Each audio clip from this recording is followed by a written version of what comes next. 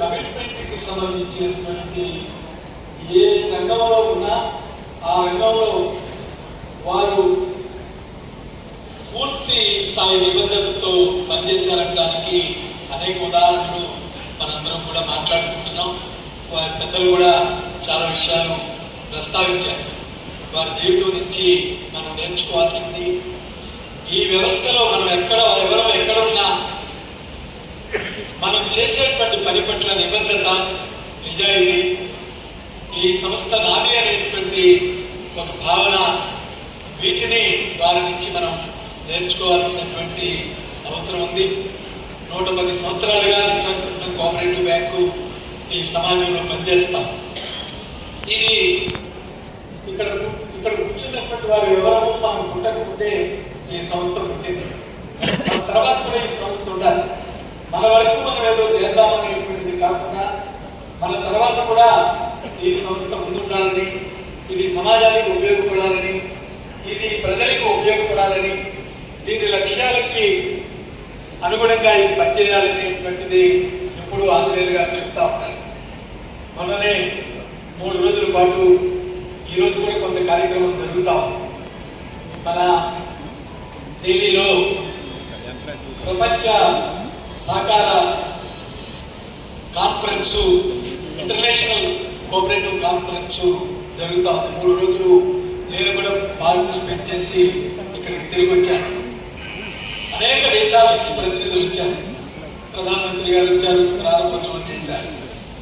హోంమంత్రి గారు, సహకార మంత్రిగా ఉన్నటువంటి అమిత్ షా గారు కూడా వచ్చారు. అనేక మంది ప్రముఖులు వచ్చారు. ఇంటర్నేషనల్ కోఆపరేటివ్ ఏలియన్స్ 130 సంవత్సరాల క్రితం ఉంటే తొలిసారిగా మన ఇండియాలో ఆ సంస్థ యొక్క మహాసభలు జరిపారు. అక్కడ వివిధ దేశాల ప్రతినిధులు మాట్లాడుతున్నటువంటి అంశాలు చూస్తే సహకార సిద్ధాంతాల పట్ల, సహకార వ్యవస్థ పట్ల ప్రపంచం ఎలా ఉండాలి అనేటువంటి దానికి అది ఉదాహరణగా ఉంది. ఈనాడు ప్రపంచంలో 12% మంది ప్రజలు సహకార సంస్థలు సభ్యులుగా ఉన్నారు. 10% మంది పనిచేసేటువంటి వారు సహకార సంస్థల ద్వారా ఉపాధి పొందుతూ ఉన్నారు. కొన్ని దేశాలు, ప్రతి దేశంలోనూ కూడా 10% నుంచి 30% పైగా జీడిపిలో సహకార సంస్థల ద్వారా ఆ దేశాల అభివృద్ధిలో సహకార సంస్థలు అంత ముఖ్యమైనటువంటి పాత్రని, భూమికని పోషిస్తున్నాయి. వీటిని మరింత మెరుగుపరుచుకోవాల్సినటువంటి అవసరం ఉందని చెప్పి ఆ మహాసభలో వక్తలు అనేక రూపాల్లో తమ అభిప్రాయాలు తెలియజేశారు. ఐక్యరాజ్య సమితి కూడా 2025 సంవత్సరాన్ని 2వ అంతర్జాతీయ సహకార సంవత్సరంగా ప్రకటించింది. ఆ సంవత్సరాన్ని ప్రధానమంత్రి మనం ప్రారంభించారు. సహకార సంవత్సరం ప్రారంభమైందని చెప్పి ప్రకటించారు.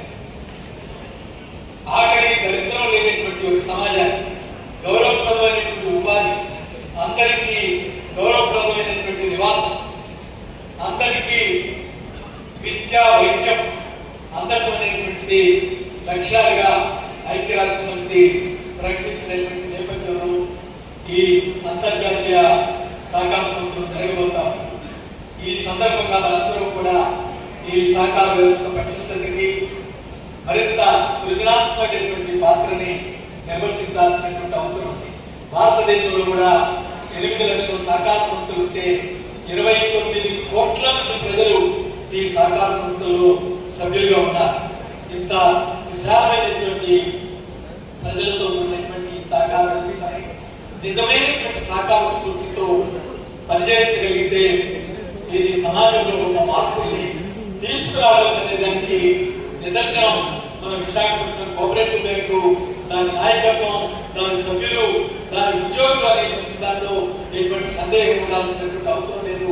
అందుకు ప్రధానమైనటువంటి హేతువు ఆంజనేయులు గారు వారి స్ఫూర్తితో ఈ సంస్థని మరింత ఉన్నత శిఖరాలకు తీసుకెళ్ళడానికి మనందరం కంకణబద్ధులు అవుదామని చెప్పి ఈ సందర్భంగా మీ అందరికీ కూడా విజ్ఞప్తి చేస్తూ, ఇప్పుడు మాట్లాడినటువంటి పెద్దలందరికీ మాట్లాడిన తర్వాత పెద్దలు ఆంజనేయులు గారు వారి యొక్క ప్రతిస్పందన తెలియజేయవలసిందిగా కోరుతూ వారి సందేశాన్ని వారి యొక్క మనకి వారి భవిష్యత్తు గురించి, ఈ సంస్థ భవిష్యత్తుకి మనం తీసుకోవాల్సినటువంటి చర్యల గురించి వారి అభిప్రాయాలను తెలియజేయవలసిందిగా, మార్గనిర్దేశం చేయవలసిందిగా కోరుతూ వారిని మాట్లాడవలసిందిగా కోరుతున్నాను.